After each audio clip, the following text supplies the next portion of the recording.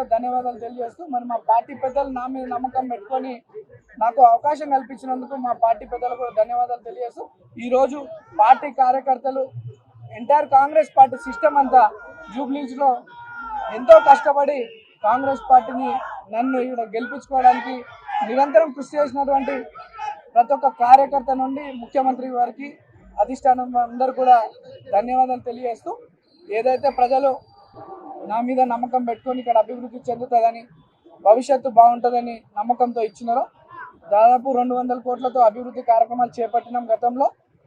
ఇప్పుడు ఈ యొక్క ఇంత మంచి ఆశీర్వదించారు పెద్దలు ముఖ్యమంత్రి గారి దృష్టికి మా ప్రాంత సమస్యలన్నీ కూడా తీసుకెళ్ళి అన్నీ కూడా శాశ్వత పరిష్కారం చేయడానికి నిరంతరం కృషి చేస్తా. ప్రజల్లో అంటే గతంలో బీఆర్ఎస్ వాళ్ళు గెలిచినప్పుడు కొన్ని కక్షపూత రాజకీయాలు చేస్తుండే. నవీన్ యాదవ్ దగ్గర అటువంటివి ఉండవు. నవీన్ యాదవ్